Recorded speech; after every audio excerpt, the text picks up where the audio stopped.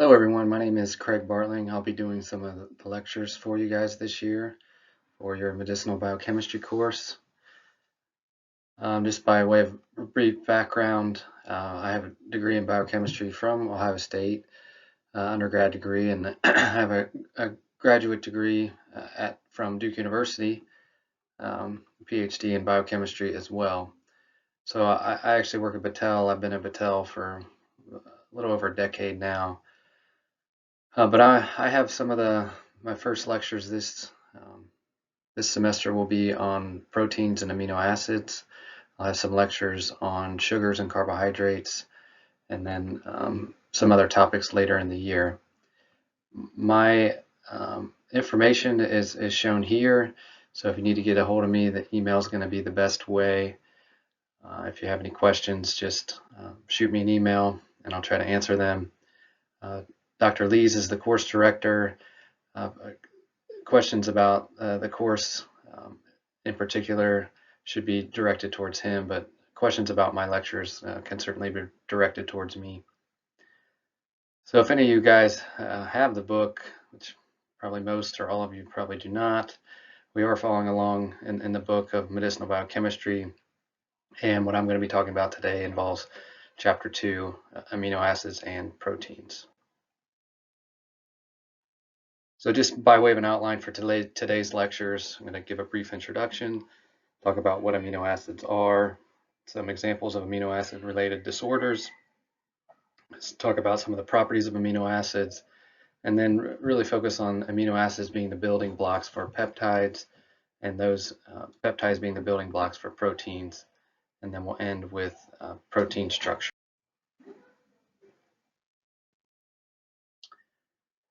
So in general, this being the first main lecture you guys have had, obviously this is a course about medicinal biochemistry. In general, biochemistry is just the study of the chemistry of life. So how biological molecules interact with each other to maintain and perpetuate life. And medicinal biochemistry additionally focuses on those principles of biochemistry for understanding, preventing, diagnosing, and treating diseases.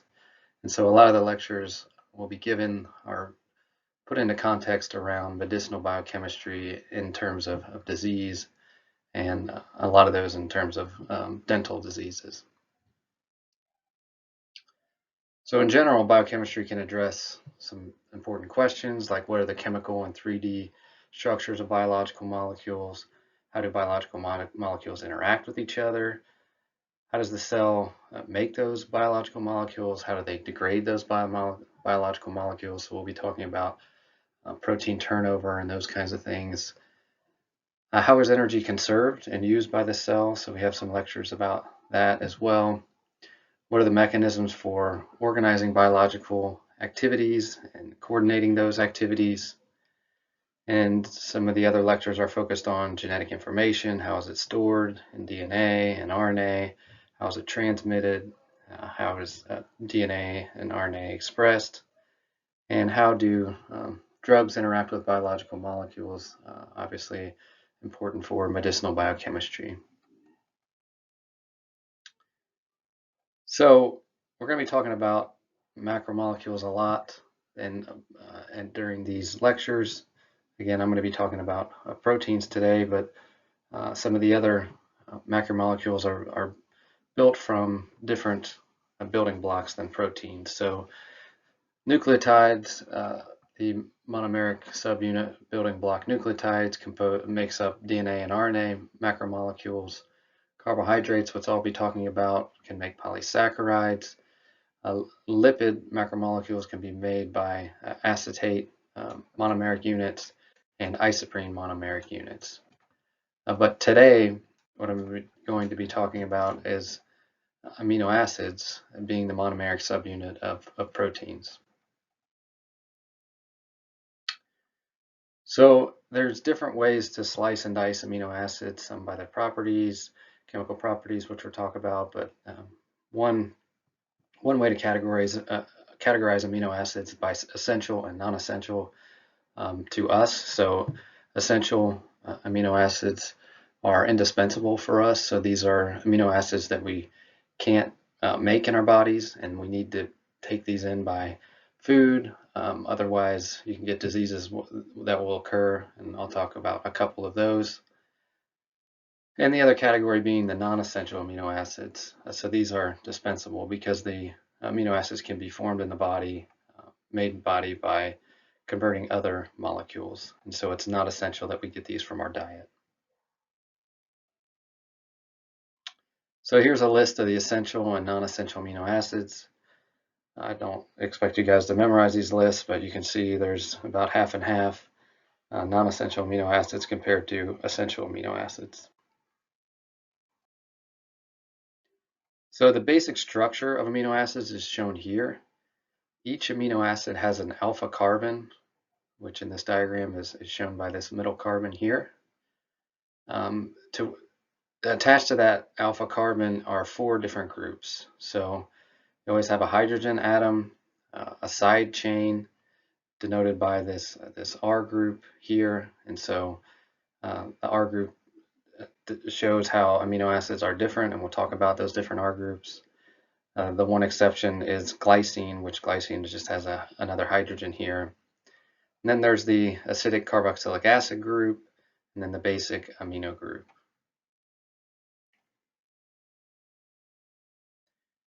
So the classification of amino acids, chemically speaking, is based on mainly on the R group or the side chain.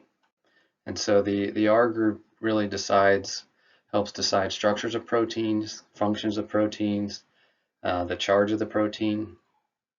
And so the properties of these side chains can be exploited for purification, for identification of particular proteins, and can be important for determining methods you use to analyze them. And we'll talk through some of those. So there's different types of R groups, side chains that can be classified into chemical groups. So these small aliphatic amino acids are shown here, and these are things that are hydrophobic and small. And so shown here, aliphatic just meaning chain of carbons, so they have typically a chain of carbon as a side chain, and then nonpolar, so they don't have any charge associated with the side chain. And so shown here are the amino acids that are less hydrophobic to more hydrophobic, glycine being the smallest aliphatic amino acid with the hydrogen side chain, and then a methyl group when you move to alanine, valine, leucine, and on up, getting a little bit more hydrophobic. Then you can have the nonpolar hydrophobic but aromatic side chains. So these are phenylalanine, which the side chain is shown here, has a phenyl group. Tyrosine is very similar, except for it's a little bit more hydrophilic because it has this hydroxyl group on it. And then a tryptophan side chain. So again, these are larger nonpolar aromatic side chains. These are particularly important because you can exploit them for protein identification and characterization. So tryptophan can be exploited because it has a high absorbance in the 280 nanometer wavelength. And so here's shown the absorption of tryptophan. Tyrosine has some absorbance, but it's much less than tryptophan. Phenylalanine has much less absorbance.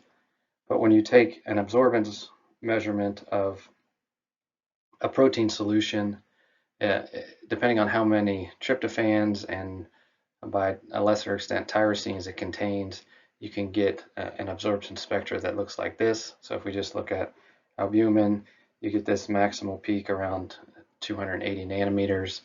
And if you know the extinction coefficient, you can actually get a precise determination of the concentration of that solution for pure protein solutions. So this is a quick and dirty way to be able to determine protein concentration, particularly for pure protein preparations. Again, this is just by exploiting the chemical properties of the side chain. So another group of side chains can be classified as uncharged but polar, and so these things or these amino acids are shown here. So, for example, threonine, serine, which are very similar in nature, except for threonine has this extra methyl group here. Asparagine and glutamine are shown here. So these are uncharged, but they are polar in nature. You can also have those that are charged. So the acidic R groups are shown here. The two amino acids that are acidic and charged are aspartic acid and then glutamic acid, which is shown here. So these carry a negative charge at neutral pH. And then on the flip side, you can have the basic amino acids that have a positive charge at neutral pH. Histidine is a very important one. It's used in a lot of active sites and enzymes because this is you can lose and gain a hydrogen pretty easily with around physiological pH. So this is often involved in chemistry involved with enzymes. Lysine shown here with the amino group positively charged, and then arginine and has a very similar structure to lysine. So all three of these have a positive charge on the R group at physiological pH. And then there's kind of the oddball proline. It's a cyclic amino acid. So it's the alpha carbon is actually connected to the amine group through these three carbons here. It doesn't form a conventional peptide bond, so it's very constrained and rigid. So it is considered aliphatic, but it's different than the other aliphatic groups because of this inflexibility here. It's kind of in its own category. That's why we have just one separate slide for it here. But this is important for structures of proteins because it can create very rigid structures that are sometimes needed in proteins. The other oddball, I guess, if you will, R groups are those that contain cysteine. So these are the only two amino acids that can contain cysteine. Cysteine that contain sulfur groups, excuse me. So cysteine is shown here. This can form disulfide bonds. So you can connect another cysteine here. This can create structures in proteins. Can also, you can lose a proton here. So this is involved in chemistry sometimes. And then methionine is also a sulfur-containing side chain, but you cannot form the disulfide bonds like you can with cysteine because you have this methyl group here, which should actually be a CH3 there. That's actually incorrect in the book. But these are the two cysteine-containing amino acids. And again, two sulfur-containing amino acids. And again, cysteine being the most important one here because it can form the disulfide bonds.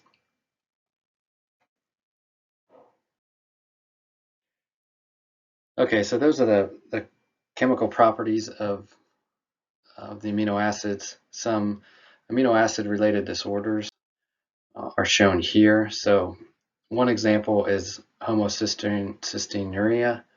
So this is basically an abnormal metabolic condition leading to excess levels of homocysteine. And so the homocysteine is shown in this cycle here. So homocysteine is a precursor to cysteine. And so as I mentioned, this cysteine is very important for forming disulfide bonds. So basically when you disrupt this pathway, you disrupt the amount of cysteine that's made, and this can lead to lower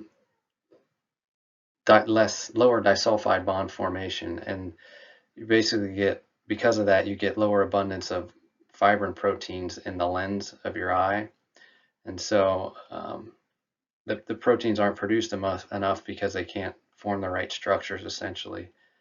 So the incidence of this disease is about 1 in 100,000, but what you get is this downward dislocation of the lens. You can get long limbs. can also lead to mental retardation and seizures in some case. But it's all due to low abundance of fibrin proteins, and it's again because this cycle is messed up in the metabolic cycle of homocysteine.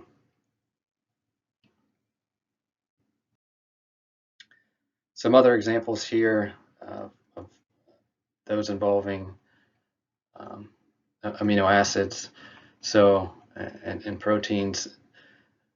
Another lens dislocation order is due to sulfite oxidase deficiency.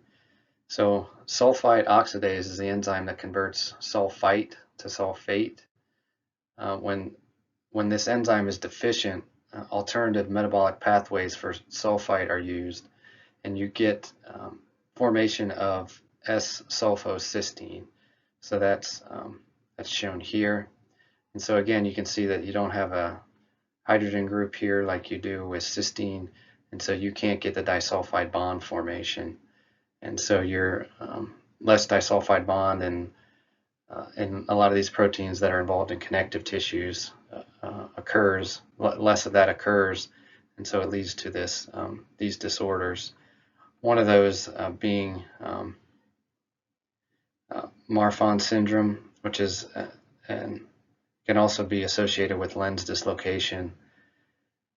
This one is actually due to a mutation in the fibrillin gene. But again, all these are involved in the structure of connective tissue. So a lot of these boil down to either the gene itself is messed up, or the enzymes that are involved in cysteine turnover or the production of cysteine. It all boils down to less disulfide bonds, which leads to essentially less rigid connective tissue, leading to these disorders.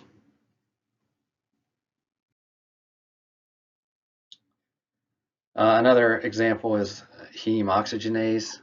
So heme oxygenase converts heme to biliverdin, which is ultimately converted to bilirubin, and so you can have some people have variants of these that can lead to disorders. And along those lines, an example of that is here's a patient that has green discoloration in the child's teeth.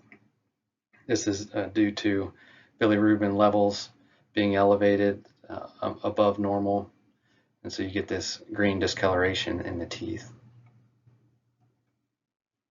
So these are just a couple examples, but a lot of these have to do with simple disorders in proteins, or even the building blocks, the amino acids that make up those proteins. So I'm going to introduce a couple more amino acid properties as they relate to them being a building block for protein structures. As I mentioned, all the amino acids have an R group besides hydrogen, with the exception of glycine. So because of that, all those amino acids except glycine have at least one asymmetric carbon, meaning if you look at that in a mirror image, it's different on one side compared to the other. So you can have the two isomeric forms, the L form or the D form, depending on how they rotate polarized light. But the physics behind that is not terribly important, but the take-home message for that is proteins only contain L amino acids. So these D amino acids can be found in some forms of life, in particular in bacterial cell walls and peptide antibiotics, but amino acids being the building blocks of proteins only contain these L form of the amino acids. So I mentioned some side groups are ionizable. The amino acid itself contains a carboxylic acid and an amine group, so those groups can be ionized as well. And so they actually contain both a base and an acid. And so at low pH, the carboxylic group accepts a hydrogen or a proton, and making this carboxylic acid uncharged, and then the amine is charged, so the overall molecule is net positive. Whereas at the high pH, the amine groups lose its hydrogen, and then the overall charge on the molecule is negative. And at neutral pH, the molecule is actually a zwitterion, which means it contains both a negative and a positive charge. We'll talk more about that here in a second. So yeah, as I mentioned, it's a zwitterion. So the alpha carboxyl group is deprotonated and it's negatively charged. And the alpha amino group is protonated and positively charged. So when we talk about the pH of a solution containing amino acids or proteins, it's important to understand that the pH is derived from these ionizable groups. And so there's an equation that can describe how to derive the pH as a measure of the acidity in biological and chemical systems. This is the Henderson-Hasselbalch equation, which is useful for estimating the pH of a buffer solution containing ionizable groups. It also can be used to calculate the isoelectric point for proteins, and or for amino acids for that matter. The isoelectric point is the point at which the protein or the amino acid neither accepts nor yields a protein, so it's net neutral. So here's what the Henderson-Hasselbalch equation looks like. In general, it describes the dissociation of a weak acid. So just shown here, here's your weak acid, can dissociate into a proton and the anion. So HA is the generic acid, and then the hydrogen is the protonated form, and the A minus is the unprotonated form. And so here's the equilibrium constant, and you can derive essentially the Henderson-Hasselbalch equation, which shows the pH is equal to the equilibrium constant plus the log of the A minus concentration over the HA concentration. And so you can see from this equation that the pKa is equal to the pH when the concentration of A minus equals the concentration of HA, because you basically get the log of 1, which is 0, so then pH equals pKa. So just as a quick example, and then we'll talk a little bit more about how this applies to proteins. So a solution, if you have a solution of 0.1 molar acetic acid and 0.2 molar acetate, and you know that the pKa of acetic acid is 4.8, you can calculate the pH by just plugging it into that equation. It's pretty straightforward. So the pH would be equal to 4.8 plus the log of the log of A minus, which is 0.2, over HA, which is 0.1. So you get 4.8 plus the log of 2, or 4.8 plus 0.3, which is 5.1. So that's just a pretty generic example.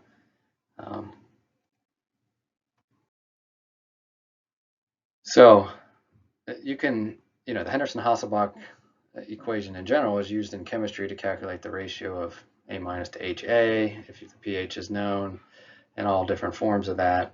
You can determine the pK of a weak acid. But really for our purposes, it's for medicinal biochemistry, I should say, it's more important that it can be used for calculate the change in pH when a strong base is added to a solution of a weak acid. So when we talk about biological buffers, this becomes very important. It can also be used to calculate the isoelectric point, or the PI, of a solution. And so we'll talk a little bit more about that. So the first one, the buffers, the curve here shows the number of equivalents of sodium hydroxide consumed by an alanine solution while titrating the solution from pH 0 to pH 12. So alanine contains two ionizable groups, the alpha carboxylic group and the alpha amino group. So the carboxylic group and the amino group. And so when you get completely neutral, if you have the complete Zwitter ion, where the amino group is positive and the carboxylic acid is negative, you are that the pH at which that occurs is 6.1, and that's known as the PI, the isoelectric point. But as you titrate in sodium hydroxide, when you start from low pH, the NH3 group is positively charged. You have no charge on the carboxylic acid group. So as you make the solution more basic, you lose the hydrogen off the carboxylic acid group, which would form water with the hydroxide ion. And so then you have the neutral molecule, and then as you keep adding in equivalents of the sodium hydroxide, you would deprotonate the amine group.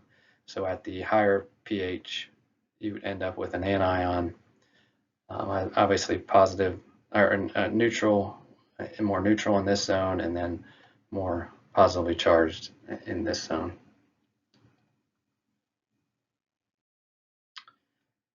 So, the protein contain many ionizable groups depending on, how many and what type of amino acids are there. So you can have up to 3 ionizable groups for amino acids. Each amino acid has the ionizable carboxylic acid group, the ionizable amino group, but then some of the R groups are charged, as we already talked about. Some are basic and some are acidic. And so something like alanine that we just talked about just has the 2 ionizable groups, but something like arginine has an R group which has a high pKa, but by having this extra ionizable group with a high pKa, the PI is raised to 10.76 in this case. So it means you'd have to go up all the way to pH 10.76 to have that molecule have a net neutral charge. So the expectation is not to memorize all the PIs here, but you should have an understanding for, okay, arginine is going to have a high PI because it has a basic side chain, compared to aspartic acid is going to have a low PI, lower than physiological pH, because it has an acidic R group. So that's the basic understanding I want to get across to you guys. Again, not to memorize this eye chart. Okay, so all this is building up towards we have all these amino acids. If we put them together, they obviously make peptides, and if you have enough of them, you can make a protein. So the linking together of an amino acid produces a peptide chain. So the peptide bond is formed between the alpha carboxyl group of one amino acid and the alpha amino group of another amino acid. So if we have an amino acid 1 with an R group of R1 and amino acid 2 of an R group of R2, you can form a peptide bond between the carboxylic acid group and the amine group, release water, and form the dipeptide, with the peptide bond being right here.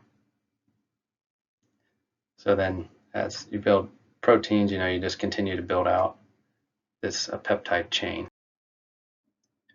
So dipeptides would be 2 amino acids together. Oligopeptides would be about 3 to 10, polypeptides 11 to 9, and then proteins you can think of more like 100 or more. These are very loose names. Sometimes people call peptides. Sometimes proteins have less than 100 amino acids, but in general, this is kind of a way to think about these. A notable example of a small peptide that's very important physiologically is the tripeptide glutathione. So glutathione is made of glutamate, cysteine, and glycine. So shown here, this would be glutamic acid, cysteine, and glycine. So it's you can have both the form shown here as well as the disulfide form. You can have two of these molecules form a disulfide bond here, and you'll see it written as GSSG instead of GSH. It's the major peptide that is found in the cell. It's about 5 millimolar in the liver. And because it can form these disulfide bonds, it has a major role in maintenance of cysteine residues in their reduced form, and so it has a lot to do with antioxidant defenses. So dysregulation of enzymes that are involved in metabolizing glutathione can lead to liver diseases, essentially because you don't have the right concentration here, and then your cysteines can get oxidized, and then it can lead to several diseases. All right, so let's talk a little bit about protein structures. And you can think about protein structures in these four categories that get more complex as you go. So the primary protein structure would just be the amino acid sequence itself. So, glycine, threonine, alanine, so on and so forth, just like a text file, a string of letters.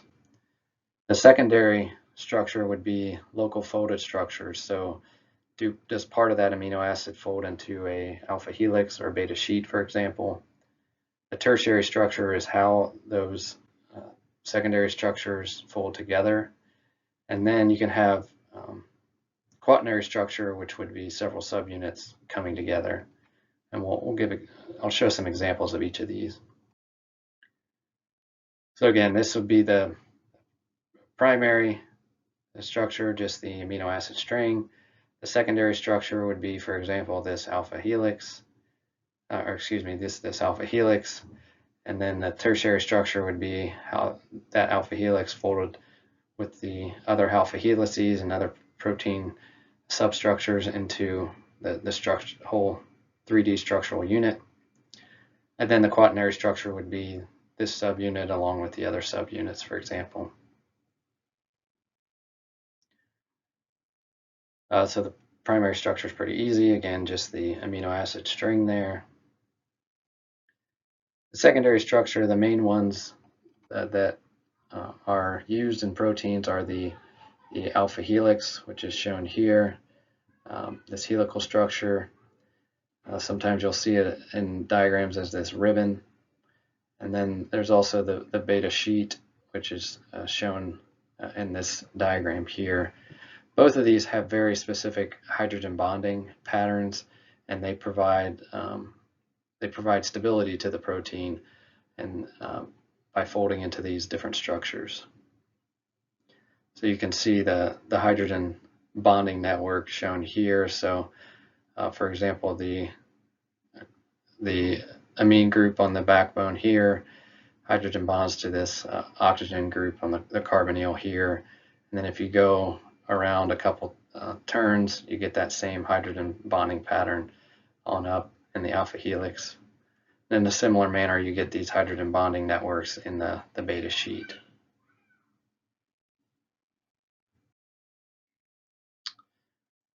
So then these secondary structures can fold into tertiary structures, and what helps that, again, can be disulfide bonds. So two cysteines can connect together on very opposite parts of the protein to form an actual bond here, a covalent bond. You can also just have hydrogen bonding networks similar to how you have in the alpha helix and beta sheets. You can get, for example, here's a serine hydrogen bonding to a glutamine residue. So you can get these different non-covalent bonds helping to pack that protein into a certain shape. You can also get salt bridges where you have a negatively charged glutamate, for example, hydrogen bonding to a positively charged lysine here. You can also get hydrophobic packing, so the hydrophobic groups essentially want to force water out, and you'll see this on the inside of proteins a lot, where you get these hydrophobic interactions to help pack the protein together. And then here's an example of quaternary structure. So this is a dimer, for example. You can see the two monomers are very similar, but they can form together into a dimer structure. In this case, this is a structure of superoxide dismutase from spinach, but it basically has a dimer with each monomers around 16 kilodaltons, and then you have these 8 parallel beta sheets on each monomer, shown by the green squiggles there, and then and then you get this hydrogen bonding network to form the dimer.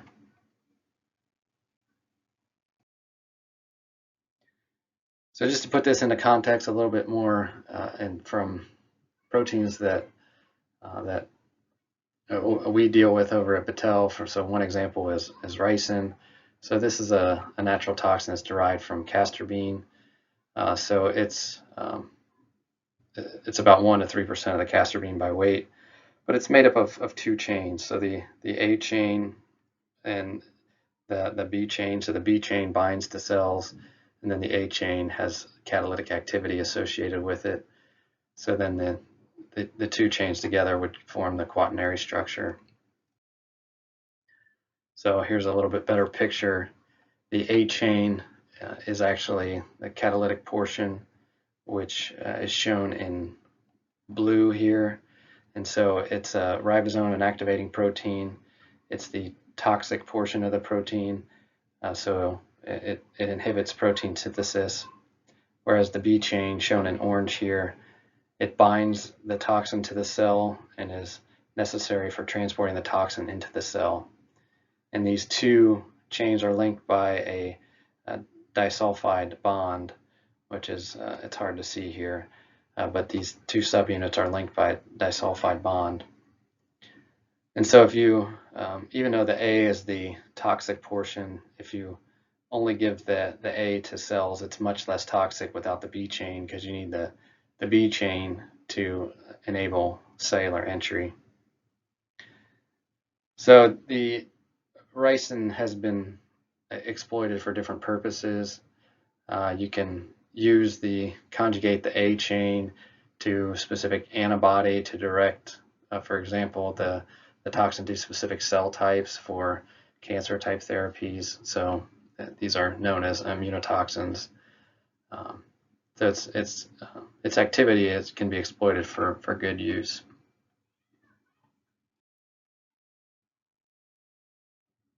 And I think you guys will talk a little bit more about recombinant production.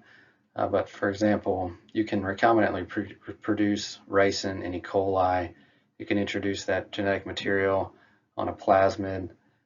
You can actually produce the A chain and the B chain separately and form them together to form the active toxin.